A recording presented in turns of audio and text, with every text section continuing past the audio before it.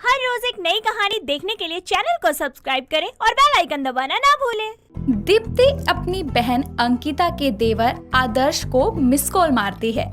आदर्श उस miss call को देखकर जल्दी से बाहर जाकर उससे बोलता है, अभी थोड़ी देर में कॉल करता हूँ। बाद में क्यों, अभी क्यों नहीं? ओहो, अभी भैया भाभी सामने खड़े हैं। अच्छा, तो भैया भाभी से डर लगता है? मैं किसी से नहीं डरता। अच्छा तो बता दो ना फिर दीदी और जीजू को हमारे बारे में। बस आरती की शादी हो जाने दो, फिर देखना।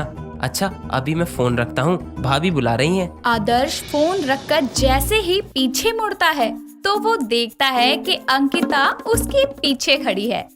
उसको अपने सामने देखकर आदर्श की हवा टाइट हो जाती है और वो डरते डरते अपनी भाभी से बोलता है, भा से आगे भी बोलिए देवर जी, क्या हुआ? मुझे देखकर आपकी जुबान हलक में ही रह गई क्या? बोलिए, क्या बोलना है? नहीं भाभी जी, वो तो बस। वो तो क्या देवर जी? देखिए देवर जी, मैंने आपकी सारी बातें सुन ली है। अब मुझसे झूठ बोलने का कोई फायदा नहीं है। ये बात सुनते ही वो अपनी भाभी के पैरों में गिर जाता है और उससे बोलता है, आप मेरी अच्छी भाभी, प्यारी भाभी है ना। प्लीज भाभी, अभी भैया को कुछ मत बताना, नहीं तो वो मुझ पर बहुत गुस्सा होंगे। पर बात क्या है? और आप आरती की शादी के बाद किसको और क्या दिखाने वाले हैं? अपनी भाभी की ये बात सुनते ही आदर्श समझ जाता है कि अंकिता ने उसकी पूरी बात नहीं सुनी। आदर्श तुरंत खड़ा होकर अपनी भाभी से बहाना मारता है और उसे बोलता है, वो भाभी, अभी कुछ दिन पहले भैया ने मुझे एक बाइक दिलाई थी ना, वो मेरा एक फ्रेंड है, उसने अभी तक नहीं देखी है, तो वो बस एक दिन के लिए मांग रहा था। अरे अभी शादी का घर है, भला अभी बाइक कैसे दे सकते हैं? यही तो भाभी, तभी तो मैंने मना कर दिया और बोला आरती की शादी के बाद देख लियो। अच्छा भाभी, आप भैया को मत बताना, वरना आपको तो पता ही है खामखा भैया मेरे दोस्त पर गुस्सा होने लगेंगे और साथ ही साथ मुझ पर भी। अच्छा हुआ जो आपने खुद मना कर दिया, और मैं आपके भैया से भी कुछ नहीं बोलूंगी। अच्छा अब जल्दी से चलो, लड़के वालों को भी हल्दी देकर आनी है। आदर्श बात को संभाल लेता है और अपनी भाभी के साथ हल्दी लेकर लड़के वालों के घर जाता है, जिसके बाद वो उन्हें हल्दी देकर अपने घर आने लगता है। तभी आदर्श अपनी भाभी से बोलता है, वैसे भाभी मैं क्या बोल रहा था कि परसों आरती की शादी है और आपके घर से अब तक कोई नहीं आया, ऐसा क्यों? क्या देवर जी, आज सुबह ही तो बताया था कि घर में कोई नहीं है। मम्मी पापा कुछ दिनों के लिए शहर से बाहर गए हैं। पर भाभी दीप्ति तो घर में ही है ना, वो भी अकेली। ऐसे अकेली लड़की घर में, आप समझ रही हो ना भाभी। आप उसको ही बोलो कि एक दिन के लिए यहीं आ जाए, इसी बहाने वो आपसे भी मिल लेगी और आपकी भी काम में थोड़ी हेल्प हो जाएगी। क्यों, मैं सही बोल रहा हूँ ना? बोल तो आप सही रहे हैं। तो फिर ठीक है, मैं आज ही जाकर उसको यहाँ ले आता हूँ। आज? पर कल उसका एग्जाम है, तो आप कल शाम में जाकर उसको ले आना।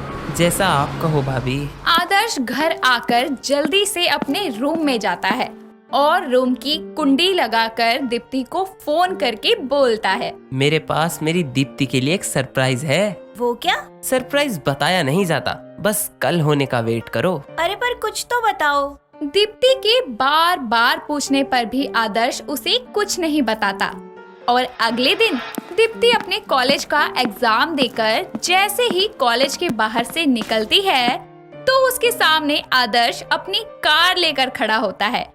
इसी के साथ साथ उसके हाथों में बुके भी होता है और वो उससे बोलता है, तो कैसा लगा मेरा सरप्राइज? आदर्श जाओ यहाँ से, अगर किसी ने देख लिया तो गड़बड़ हो जाएगी बहुत। तो क्या हुआ, देख लेने दो सबको। वैसे भी मैं यहाँ कोई छुपकर थोड़ी ना आया हूँ, भाभी ने खुद मुझे तुम्हें लेने के लिए भेजा है। सच में? मुझे यकीन नहीं हो रहा, कहीं तुम मेरे साथ मजाक तो नहीं कर रहे? नहीं मेरी जान, सब सच है। ओ आदर्श, मैं तुम्हें बता नहीं सकती कि ये सब जानकर मुझे कितनी खुशी हो रही है। दीप्ति खुशी से उसे हक कर लेती है, जिसके बाद दोनों गाड़ी में बैठकर घर के लिए निकल जाते हैं। तभी दीप्ति की नजर आइसक्रीम पर पड़ती है, जिसे देखकर वो आदर्श से बोलती है, आदर्श गाड़ी रोको, मुझे आइसक्रीम खानी है। अभी? पर अभी हमें जल्दी से घर जाना है, भाभी ने जल्दी आने को बोला है। जाओ, मुझे तुमसे बात नहीं करनी अब। दीप्ति उससे नाराज हो जाती है। आदर्श उसको नाराज देखकर उसके लिए आइसक्रीम लेकर आता है। कुछ देर में दोनों घर जाते हैं, जहाँ जाते ही दीप्ति सबसे पहले अपनी बहन के गले लगती है और सब रात का खाना खाकर सो जाते हैं। अगले दिन सुबह उठकर दीप्ति सबसे पहले मौका देखकर आदर्श को मिस कॉल मारती है। उसकी मिस कॉल देखकर आदर्श कंबल ओढ़कर उसे कॉल करता है और उससे बोलता है, हाँ जी, क्यों मिस कॉल मारकर मिस करती हो या बैलेंस चेक करती हो?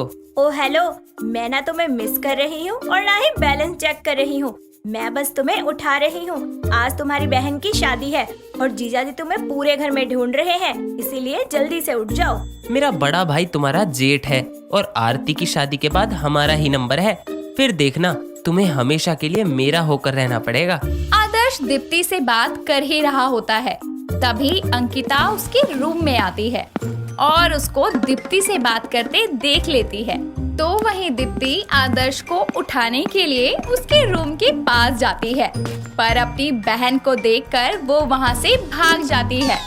वो आदर्श को अंकिता के बारे में बताने ही वाली होती है, तभी अंकिता आदर्श का फोन छीन लेती है और जूती निकालती हुई उससे बोलती है, रुक जाओ, मैं तुम्हें अभी बताती हूँ। मेरे सामने ही मेरी बहन से बात की जा रही है। तुम्हें कोई दूसरी लड़की नहीं मिली, नालायक। अपनी भाभी को देखकर आदर्श वहाँ से भागने लगता है, पर अंकिता उसे पकड़ लेती है और अपनी जूती पहनकर उसके कान मोड़ती है और उससे बोलती है, हाँ, क्या चल रहा है यहाँ? बहुत कर ली आशिकी। अब मैं बताती हूँ तुम दोनों को कि आशिकी कैसे की जाती है। ओह भाभी जी, पहले मेरी बात तो सुन लो। बोलो, क्या बोलना है? गल सुन पर जाइए मेरी कान करके, तेरी पेकिया दा केस मेरी अक फड़के, भाभी तेरी भैन मिस काला मार दी, पिछो कड्डी ना कसूर फिर वैली दियोरदा। रुको, मैं अभी दीप्ति को बुलाकर उससे ही सारा सच पूछती हूँ कि आखिर सच है क्या। अंकिता दीप्ति को बुलाकर उससे सारी बात पूछती है।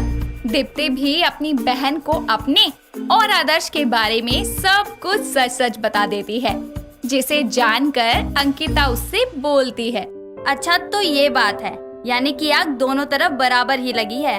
वही तो भाभी, तभी तो बोल रहा हूँ, आप भी मान जाओ और भैया को भी मना लो प्लीज। प्लीज दीदी।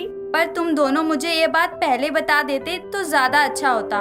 तुम्हें यूँ छुप छुप कर मिलना नहीं पड़ता। इसका मतलब ये है दीदी कि आपको हमारे रिश्ते से कोई दिक्कत नहीं है? नहीं। आई लव यू दी, आप दुनिया की सबसे अच्छी बहन हो। पर इसके लिए पहले तुम दोनों को मेरे सामने हाथ जोड़कर रिक्वेस्ट करनी होगी। दीप्ति और आदर्श उसके सामने हाथ जोड़ते हैं और उससे रिक्वेस्ट करने लगते हैं, पर अंकिता बिना कुछ बोले वहाँ से मुस्कुरा के चली जाती है। और आरती की शादी होने के बाद वो अपने पति और आदर्श के साथ में अपनी बहन का हाथ मांगने अपने घर आती है और कुछ ही दिनों में दीप्ति को दुल्हन के रूप में सजाकर अपने घर ले आती है, जिसके बाद दोनों बहनें मिलकर ससुराल की सारी जिम्मेदारियां उठा लेती है। शादी का माहौल था, मेहमानों से पूरा घर भरा हुआ था। हर किसी के दिल में पूजा की शादी की धूम मची थी। कहीं कोई खुद को संवार रहा था तो कहीं कोई कुछ खा रहा था। इन्हीं सब के बीच पूजा का भाई रोहन सर पर से सिलेंडर नीचे रखता है और अपनी माँ आशा को बुलाते हुए कहता है, माँ, ओ माँ, यहाँ आओ जल्दी। क्या हुआ रोहन, क्यों चिल्ला रहा है? पता नहीं है क्या घर में शादी है, कोई काम कर रही होंगी। हाँ तो मैं भी सुबह से काम ही कर रहा हूँ, वो भी इन सड़े से कपड़ों में। मेरी बड़ी बहन की शादी है, कम से कम मुझे नए कपड़े ही दे दो निकाल के। हाँ तो बहन की शादी में तू काम नहीं करेगा तो क्या पड़ोसियों से करवाऊंगी? और नए कपड़े बाद में पहनियो, काम करने में गंदे कर लेगा तू। क्या माँ, मैं नहीं कर रहा अब कोई काम। तभी रोहन की छोटी बहन निशा अपनी बहन पूजा को हल्दी की रस्म के लिए तैयार करके सभी के सामने लाती है। निशा को तैयार और नए कपड़ों में देखकर रोहन अपनी माँ से कहता है, वाह माँ वाह, आज आपने दिखाई दिया कि मैं आपका सगा बेटा हूँ ही नहीं, जब भी मेरे साथ इतना बड़ा भेदभाव। एक कान के नीचे लगाऊंगी। क्या बोल रहा है? क्या किया मैंने ऐसा? इस चुड़ैल को देखो कैसे सज धज के घूम रही है, इसकी भी बहन की शादी है, इससे काम क्यों नहीं करवाते? बेटा, पूजा को भी तो तैयार करना होता है, और क्या सिलेंडर उठाना या सजावट करना ये निशा कर पाएगी भला? तू भाई है उसका, बहन की शादी में काम कर लिया तो क्या हो गया? अपने भाई की बात सुनकर निशा उसको कहती है, ओए कान खजूरे, तू ना अडॉप्टेड है, इसीलिए तुझसे नौकरों जैसा सलूक किया जाता है, समझा? चल जा, जूस लेके आ मेरे लिए। और तुझे तो हम कूड़े के ढेर से उठाकर लाए हैं और इतनी अच्छी जिंदगी दी, पर अब शायद तुझे वहीं छोड़ के आना पड़ेगा। ज्यादा प्यास लगी है तो जा, बाहर कूड़े में एक जूस की बोतल पड़ी है, पी ले जाकर। तेरी तो रुक बेटा, पापा से बोल के ना अभी बेदखल करवाती हूँ तुझे। दोनों की इस तू मैं से परेशान बेचारी पूजा गुस्से में उनसे बोलती है, चुप हो जाओ तुम दोनों। जब देखो कुत्ते बिल्ली की तरह लड़ते रहते हो। आज मेरी हल्दी की रस्म है, शुरू करने दोगे या नहीं, या फिर वर्ल्ड वॉर 3 करवा के ही मानोगे? तुम दोनों ना कहीं भी शुरू हो जाते हो। चलो हटो, मेरी बेटी को परेशान कर दिया। हाँ हाँ कर लो लाड प्यार, 2 दिन बाद तो ये फुर हो जाएगी जीजू के साथ, फिर हम ही होंगे आपका सहारा माँ। हाँ माँ, दीदी तो याद भी नहीं करेंगी, फिर हमें जीजू के साथ बिजी हो जाएंगी। बोल लिए तुम दोनों, अब चलो हल्दी की रस्म शुरू करो। पूजा की हल्दी की रस्म शुरू होती है। सभी उसको एक एक करके हल्दी लगाते हैं। निशा और रोहन भी अपनी बहन को हल्दी लगाते हुए थोड़ा भावुक हो जाते हैं। हल्दी की रस्म बहुत ही अच्छे से हो जाती है।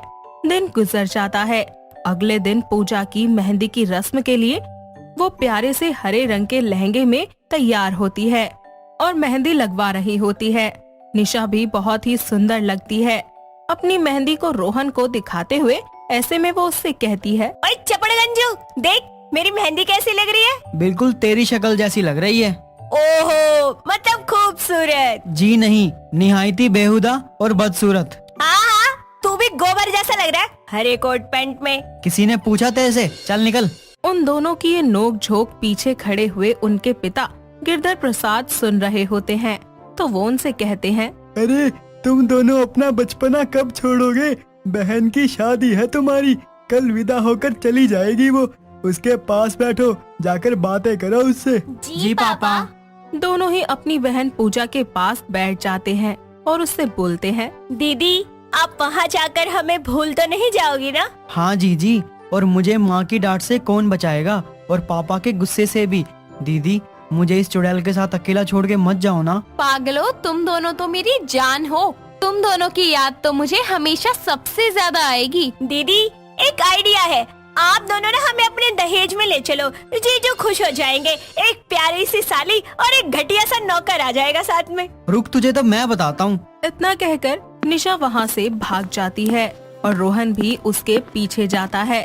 पूजा की माँ उसके पास आती है और उसे गले से लगा लेती है, जिसके बाद ऐसे ही हंसी खुशी पूरा दिन निकल जाता है। अगले दिन शादी की तैयारियां अपने जोरों शोरों पर होती हैं। निशा अपनी बहन को दुल्हन के जोड़े में तैयार करके उससे कहती है, हाय दीदी कितनी सुंदर लग रही हो, बारी बारी जावा, जीजू तो आज फ्लैट हो जाएंगे, फ्लैट। तू भी ना निशा, जा नीचे जा, बारात आते ही होगी। अपने जीजू के जूते नहीं चुराने क्या तुझे? अरे दीदी आप टेंशन ही मत लो, रोहन को मैंने नीचे इसी काम के लिए तैनात रखा है। बारात आती है। पूजा के माता पिता और भाई बारात का स्वागत करते हैं। विवेक पूजा का होने वाला पति भी दूल्हे के कपड़ों में काफी ज्यादा जच रहा होता है। ऐसे में निशा उसके पास आकर उससे बोलती है, जीजू बड़े हैंडसम दिख रहे हो, किसको घायल करने का इरादा है? सॉरी, तुम्हारा कोई चांस नहीं है अब। मैं तुम्हारी दीदी को पसंद कर चुका हूँ। नेक्स्ट जन्म में तुम ट्राई कर लेना। हा हा हा, वेरी फनी। वैसे भी आप ज्यादा लकी हैं जो मेरी दीदी आपको मिली है। वो तो है, बीवी भी अच्छी मिल रही है और साली भी। कुछ ही देर में पूजा को लेकर लड़कियां नीचे आती हैं। दोनों को मंडप में रस्मों के लिए बिठा दिया जाता है। पीछे से रोहन और निशा मिलकर विवेक के जूते चुरा लेते हैं। शादी की सभी रस्में पूरी हो जाती हैं। शादी होने के बाद दोनों अपने अपने माता पिता का आशीर्वाद लेते हैं, जिसके बाद विवेक अपने जूते इधर उधर ढूंढने लगता है कि तभी निशा हाथों में जूते लिए उसके सामने आती है और कहती है, जीजू इन्हें तो नहीं ढूंढ रहे हैं आप? अरे हाँ, लाओ दो जल्दी, फिर मुझे तुम्हारी बहन को अपने घर ले जाना है। पैसे दो जूते लो, ये तो मेरा हक है जीजू, पैसे तो देने ही पड़ेंगे। अरे साली आधी घरवाली होती है, मैं भी तुमको तुम्हारी दीदी के साथ ले चलूं फिर? जीजू इट्स नॉट फेयर, पैसे दो। जीजा जी दे दो, वरना ये रो रो कर बाढ़ ले आएगी। और आपको तैर कर जाना पड़ेगा अपने घर। रोहन की इस बात पर सभी हंसने लगते हैं। थोड़ी सी टांग खिंचाई के बाद विवेक निशा को पैसे दे देता है और अपने जूते भी ले लेता है, जिसके बाद पूजा की विदाई की तैयारियां होती हैं। पूजा अपने माता पिता से गले मिलती है और अपने भाई बहन के पास जाकर उनसे कहती है, तुम दोनों अपना ध्यान रखना और मम्मी पापा का भी अच्छे से ध्यान रखना। कोई शिकायत नहीं आनी चाहिए मुझे तुम दोनों की। दीदी, तुम हमें हमेशा बचाती थी ना मम्मी पापा की डांट से। अब हमें कौन हंसाएगा, कौन छुपाएगा हमारी गलतियाँ? दीदी, मुझे तुम्हारी बहुत याद आएगी। अरे तुम दोनों परेशान मत हो। जब भी तुमको अपनी दीदी की याद आए घर आ जाना और मैं भी उसको हर हफ्ते तुमसे मिलवाने ले आऊंगा, ठीक है? इस सब से विदा लेकर विवेक पूजा को कार में बिठाकर वहां से अपने घर ले जाने के लिए निकल जाता है। निशा और रोहन भी आंखों में आंसू लिए अपनी बहन को विदा करते हैं, लेकिन वो दोनों खुश भी होते हैं कि उसकी बहन को एक बहुत ही अच्छा और सच्चा जीवन साथी मिला है।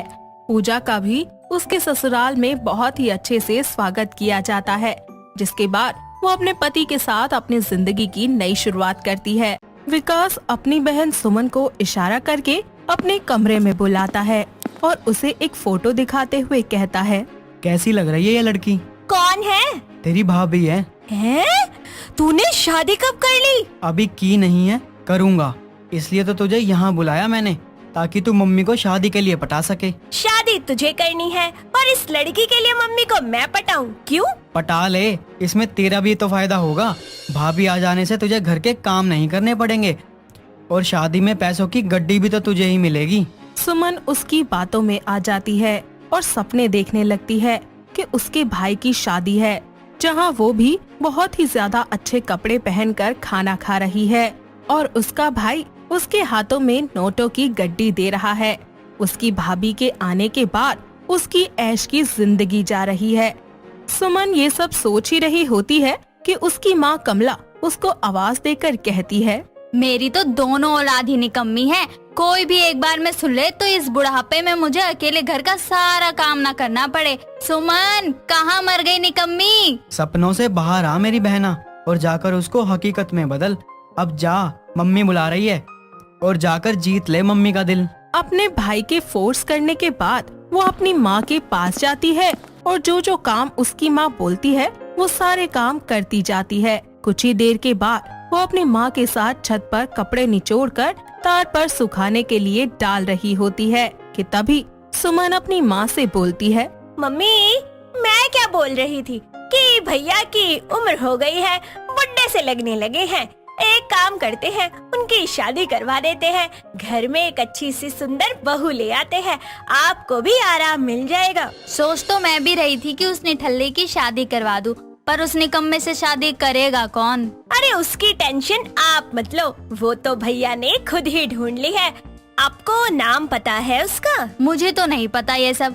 अच्छा, कौन है वो बेवकूफ लड़की जो इस पागल से शादी करना चाहती है? नाम तो मुझे भी नहीं पता, वो तो भैया ही बताएगा। अब मुझे तो बस फोटो ही दिखाई थी लड़की की और बोला कि मैं आपको शादी के लिए पटा लूं। अच्छा, तो ये बात है, अभी करवाती हूँ मैं उसकी शादी। इतना बोलकर दोनों माँ बेटी छत से नीचे आ जाती है और कमला विकास को आवाज लगाती है, विकास, ओ विकास, पता नहीं कहाँ मर गया, इसका ब्याह तो मैं करवाऊंगी। हाँ मम्मी, आ गया। क्यों रे, ज्यादा जवानी छा रही है तुझे? हाँ, शादी करनी है तुझे। शीशे में चेहरा देखा है कभी तूने अपना? कौन करेगी तुझसे शादी? मम्मी, अभी चेहरा ही देख कर आ रहा हूँ शीशे में अपना, और 1 मिनट रुको। ये सब बोलकर विकास अपना फोन निकालकर उसमें एक लड़की की फोटो दिखाकर अपनी माँ से बोलता है, ये देख रही हो, इसी से शादी करूँगा और यही बनेगी आपके घर की बहू, और नाम है इसका इशिका। और हाँ, ये निकम्मा निकम्मा क्या बोलती हो, अब आपका बेटा MNC कंपनी में जॉब करता है, थोड़ी इज्जत किया करो। कमला उसके हाथों से फोन लेकर उस फोटो को जूम करके देखती है और विकास से बोलती है, लड़की तो अच्छी लग रही है, कहाँ से मिल गई तुझे? और इसके घर वालों को पता है? अरे मम्मी, सबको सब पता है, बस आपको छोड़कर, और सभी शादी के लिए तैयार भी हैं, बस अब आप मान जाओ। और घर चलो रिश्ता लेकर बस। जब तूने खुद ने ही सब कुछ कर रखा है तो शादी भी कर लेता ना, मुझे बताकर फॉर्मेलिटी क्यों कर रहा है? अरे यार मम्मी मान जाओ ना। विकास अपनी माँ को मना लेता है और आने वाले 1-2 दिन में ही अपनी माँ को इशिका के घर ले जाता है, जहाँ इशिका की मम्मी रूपा और कमला बैठकर शादी की बातें कर रही होती हैं। और उसी बीच रूपा विकास और इशिका को अकेले में बात करने के लिए भेज देती है। इन दोनों के जाने के बाद रूपा कमला से कहती है, बहन जी, इशिका मेरी इकलौती बेटी है। मैंने उसे बड़े ही लाड प्यार से पाल पोस कर बड़ा किया है, तो इसीलिए मैं चाहती हूँ कि उसकी शादी में कोई कमी ना रहे। अगर आपकी कोई डिमांड हो तो मुझे बता दीजिए। अरे नहीं बहन, मुझे कुछ नहीं चाहिए। मुझे तो बहू के रूप में एक बेटी मिल जाए बस, जो मेरे घर परिवार को अपना मान ले। जी, ये तो बहुत ही अच्छी सोच है आपकी, पर आज मैं आपसे कुछ मांगना चाहती हूँ। क्या? बोलिए ना। इशिका के अलावा मेरी कोई दूसरी संतान नहीं है, तो मैं ये चाहती थी कि शादी के बाद विकास हमारे साथ रहे। बाकी इशिका और विकास आपसे मिलने आते ही रहेंगे। आखिर हैं तो वो आपके बहू और बेटे ही ना। रूपा जैसे ही ये बात कमला से बोलती है तो सुमन सारी बातें सुन लेती है और तिलमिलाते हुए रूपा के पास आकर उससे बोलती है, ओहो, तो आप चाहती हैं कि मेरा भाई घर जमाई बनकर रहे। पर आंटी जी, आप शायद भूल रही हैं कि दुनिया जमाने की रीत बनी हुई है कि लड़की अपना मायका छोड़कर ससुराल आती है, ना कि लड़का अपना मायका छोड़कर ससुराल में रहने जाता है। कल को मेरी शादी होगी तो मैं भी तो जाऊंगी ना अपना घर छोड़कर। ये थोड़ी ना कि अपने होने वाले पति को अपने मायके में ही ले जाऊंगी। सुमन, मैंने तुझे यही सिखाया है कि बड़ों से ऐसे बात करो। यहाँ मैं हूँ ना, मैं बात कर रही हूँ ना। अपनी माँ की बात सुनकर सुमन गुस्से में चुपचाप वहीं खड़ी हो जाती है और कमला उसकी शर्त मानने के लिए मना करके रिश्ता तोड़कर वहाँ से अपने बेटे को लेकर बाहर चली जाती है और बाहर अपने बेटे का हाथ पकड़कर उसको वहाँ से चलने के लिए बोल देती है। विकास अपनी माँ को नाराज देखकर उसकी नाराजगी के बारे में पूछता है, पर कमला उसे कुछ नहीं बताती और अपने बच्चों के साथ घर आ जाती है। घर आकर विकास सुमन से पूछता है और सुमन उसे सारी बात बताती है, जिस पर विकास इशिका को फोन करता है और इशिका उसका फोन उठाकर उससे गुस्से में बोलती है, यार तुम्हारी माँ को ऐसा नहीं करना चाहिए था। जब मैं उन्हें पसंद नहीं थी तो रिश्ते के पहले दिन ही मना कर देते ना। बोल देती कि मैं उन्हें पसंद नहीं हूँ। वो नहीं चाहती कि हमारी लव मैरिज हो। देखो यार, मुझे नहीं पता कि तुम्हारी माँ ने तुमसे क्या बोला है, पर तुम्हारी माँ ने मेरी माँ से क्या बोला है वो मुझे पता है। तुम्हारी माँ ने बोला कि वो मुझे घर जमाई बनाना चाहती है, और कौन सी माँ अपने बेटे को घर जमाई बनने देगी। दोनों आपस में कुछ देर तक बात करते हैं कि आखिर किसी तरह दोनों की माएं मान जाएं। वो दोनों आपस में बात कर ही रहे होते हैं कि तभी सुमन उनके सामने खांसने का नाटक करते हुए बोलती है, वैसे मेरे पास एक आइडिया है। क्या आइडिया है? पहले प्रॉमिस करो, जो मैं बोलूंगी तुम दोनों वही करोगे। इशिका और विकास उससे प्रॉमिस करते हैं, जिसके बाद सुमन उन दोनों से बोलती है, भाभी, आप अपनी माँ के कानों में ना एक बात डाल दो कि आप भैया के बिना नहीं रह सकती, चाहे कुछ भी हो जाए, और आप शादी करेंगी तो सिर्फ और सिर्फ भैया से ही करेंगी, वरना आप घर छोड़कर भाग जाएंगी। और सेम थिंग मैं भी माँ को यही बोल दूंगी कि भैया भागकर शादी कर रहे हैं। फिर देखना हम दोनों की मम्मियाँ कैसे इज्जत बचाने के लिए ना आप दोनों की शादी खुशी खुशी करेंगी, वो भी बिना किसी डिमांड और नाराजगी के। सुमन की बात सुनकर दोनों बिल्कुल ऐसा ही करते हैं और सुमन अपनी माँ के पास जाकर ये झूठ बोल देती है कि विकास कल इशिका के साथ भागने वाला है। वो दोनों घर से भागे, इससे अच्छा है कि उनकी शादी करवा दी जाए। तो वहीं इशिका भी अपनी माँ के सामने कॉल पर विकास से भागकर शादी करने की बातें करती है। दोनों की माएं डर जाती है और कुछ ही देर के बाद रूपा कमला को फोन करती है और उससे अपनी सारी डिमांड्स छोड़ देकर दोनों की सिर्फ और सिर्फ शादी की बात करती है। अगले दिन रूपा अपनी बेटी इशिका को लेकर उनके घर आती है और कुछ ही दिनों में उन दोनों की धूमधाम से शादी हो जाती है, जिसमें सुमन सबसे ज्यादा मजे करती है। शादी के बाद दोनों फैमिलीज अपने गिले शिकवे भूलकर जिंदगी की एक नई शुरुआत करते हैं और विकास और ऋषिका खुशी खुशी अपने नए जीवन में आगे बढ़ते हैं। दोस्तों, अगर आपको ये कहानी पसंद आई तो इसे लाइक करें, शेयर करें और कमेंट करके बताएं कि कहानी में आपको सबसे अच्छा क्या लगा।